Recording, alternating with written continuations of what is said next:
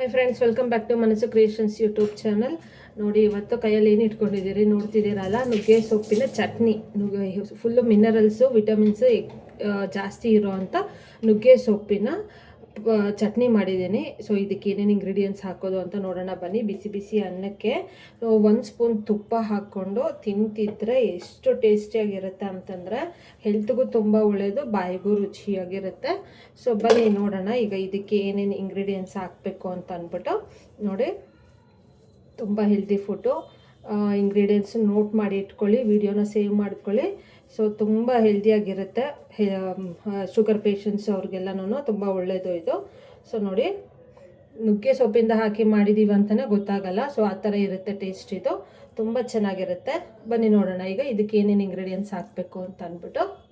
ನೋಡಿ, ನುಗ್ಗೆ ಸೊಪ್ಪನ್ನ ಕ್ಲೀನಾಗಿ ವಾಶ್ ಮಾಡಿ ಇಟ್ಕೊಂಡಿದ್ದೀನಿ. ಕಡ್ಡಿ ಅಂಥದ್ದೆಲ್ಲ ತೆಗೆದುಬಿಡಿ, ಬರೀ ಎಲೆ ಎಲ್ಲ ಅಂಥದ್ದು ಬಿಡಿಸಿ ಕ್ಲೀನಾಗಿ ವಾಶ್ ಮಾಡಿ ಇಟ್ಕೊಳ್ಳಿ. ಬನ್ನಿ ಈಗ ಸ್ಟವ್ ಮೇಲೆ ಬಾಣಲೆಯಲ್ಲಿ 1-2 ಸ್ಪೂನ್ ಎಣ್ಣೆ ಹಾಕಿ ಕಾಯಕ್ಕಿಡೋಣ. ನೋಡಿ, ಎಣ್ಣೆ ಕಾದಿದೆ. ಈಗ 1 ಸ್ಪೂನ್ ಜೀರಿಗೆ ಹಾಕ್ಕೊಳ್ಳೋಣ. ಸೊ ಜೀರಿಗೆ ಹಾಕ್ಕೊಂಡ್ಮೇಲೆ 1 ಸ್ಪೂನ್ ಕಡಲೆ ಬೀಜ, 1 ಸ್ಪೂನ್ ಕಡಲೆಬೇಳೆ ಮತ್ತು 1 ಸ್ಪೂನು ಉದ್ದಿನಬೇಳೆ ಹಾಕ್ಕೊಳ್ಳೋಣ.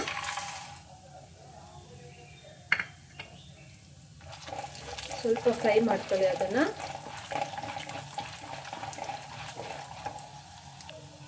ಇಂಗು ಸ್ವಲ್ಪ ಹಾಕ್ಕೊಳ್ಳಿ.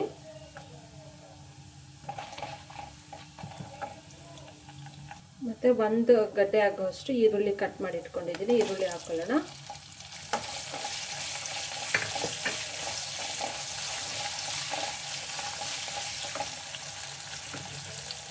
ಮತ್ತು 1 ಗಡ್ಡೆ ಆಗೋಷ್ಟು ಬೆಳ್ಳುಳ್ಳಿ.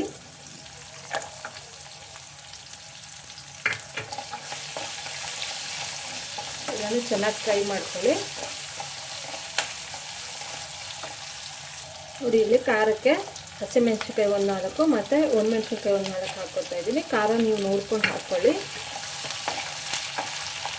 ಮತ್ತು ಒಂದು ಸಣ್ಣ ನಿಂಬೆ ಹಣ್ಣಿಗಿಂತ ಸ್ವಲ್ಪ ಚಿಕ್ಕದಾಗಿ ಹುಣಸೆ ಹಣ್ಣು ಹಾಕ್ಕೊತಾ ಇದ್ದೀನಿ. ಎಲ್ಲನೂ ಚೆನ್ನಾಗಿ ಬಾಡಿಸ್ಕೊಳ್ಳಿ. ರುಚಿಗೆ ತಕ್ಕಷ್ಟು ಉಪ್ಪು ಈಗಲೇ ಹಾಕೊಳ್ಳೋಣ.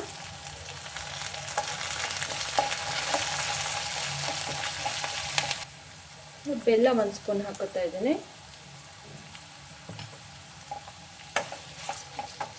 ಈಗೇನು ಸೊಪ್ಪು ಕ್ಲೀನ್ ಮಾಡಿ ಇಟ್ಕೊಂಡಿದ್ವಲ್ಲ ನುಗ್ಗೆ ಸೊಪ್ಪು, ಅದನ್ನು ಹಾಕಿ ಚೆನ್ನಾಗಿ ಬಾಡಿಸ್ಕೊಳ್ಳೋಣ.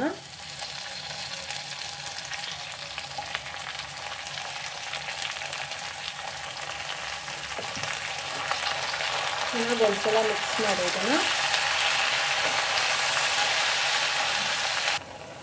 ನೋಡಿ, ಸೊಪ್ಪೆಲ್ಲ ಬೆಂದು ನೀರಿನ ಅಂಶ ಎಲ್ಲ ಕ್ಲೀನಾಗಿ ಬಿಟ್ಕೋಬೇಕು. ಕಹಿ ಅಂಶ ಎಲ್ಲ ಹೋಗಬೇಕು ಇದರಲ್ಲೇ. ಸೊ ನೀರೇನು ಹಾಕೋದು ಬೇಡ, ಎಣ್ಣೆಲೇ ಫ್ರೈ ಆಗುತ್ತೆ. ಸೊ ಅದೇ ನೀರು ಬಿಟ್ಕೊಳ್ಳುತ್ತೆ ನೋಡಿ. ಸೊ ಇಲ್ಲೇ ಬೇಯುತ್ತೆ ಅದು. ಸೊ ನೀರೇನು ಎಕ್ಸ್ಟ್ರಾ ಹಾಕೋದು ಬೇಡ. ಚೆನ್ನಾಗಿ ಅದು ಕಹಿ ಅಂಶ ಎಲ್ಲ ಬಿಟ್ಕೋಬೇಕು. ಅಲ್ಲಿವರೆಗೂ ಇದನ್ನು ಫ್ರೈ ಮಾಡ್ಕೊಳ್ಳಿ. ಸೊ ಹಾಗೆ ಗೊತ್ತಾಗಿಲ್ಲ ಅಂದರೆ ನಿಮಗೆ ಇದೇನು ನೀರಿನ ಅಂಶ ಇರುತ್ತಲ್ವ, ಸೊ ಅದೆಲ್ಲನೂ ಹೋಗ್ಬೇಕು. ಅಲ್ಲಿವರೆಗೂ ಸ್ವಲ್ಪ ಹಾಗೆ ಫ್ರೈ ಮಾಡ್ಕೊಳ್ಳಿ.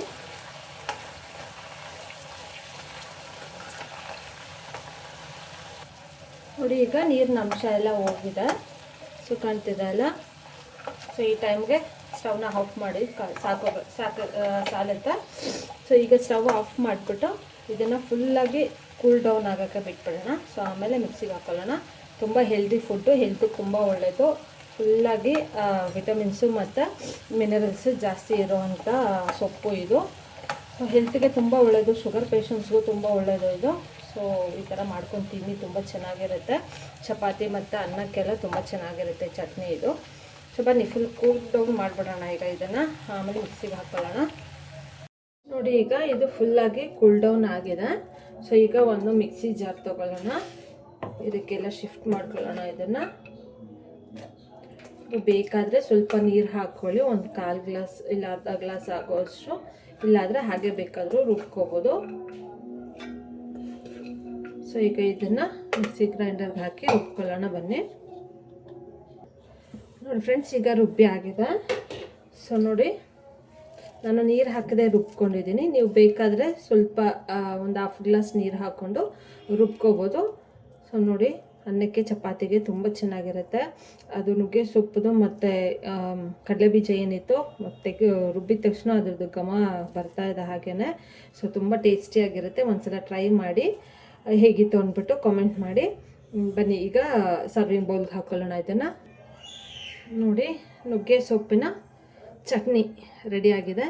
ಬಿಸಿ ಬಿಸಿ ಅನ್ನಕ್ಕೆ ಮತ್ತು ಚಪಾತಿ, ರೋಟಿ ಅದಕ್ಕೆಲ್ಲ ತುಂಬ ಚೆನ್ನಾಗಿರುತ್ತೆ. ತುಂಬ ಹೆಲ್ದಿ ಫುಡ್ಡು ಇದು.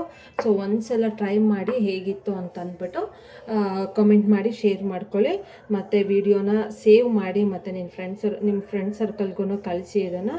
ಸೊ ಒಂದ್ಸಲ ಟ್ರೈ ಮಾಡಿ ನೋಡಿ ಹೇಗಿತ್ತು ಅಂದ್ಬಿಟ್ಟು ಮನಸ್ಸು ಕ್ರಿಯೇಷನ್ಸ್ ಯೂಟ್ಯೂಬ್ ಚಾನಲ್ನ ಸಬ್ಸ್ಕ್ರೈಬ್ ಮಾಡ್ಕೊಳ್ಳಿ. Thank you for watching friends. ನೋಡಿ ಎಷ್ಟು ಟೇಸ್ಟಿಯಾಗಿರುತ್ತೆ ಇದು ಅಂತಂದರೆ, ತುಂಬ ಹೆಲ್ದಿಯಾಗಿರುತ್ತೆ. ಸೊ ಬನ್ನಿ ಈಗ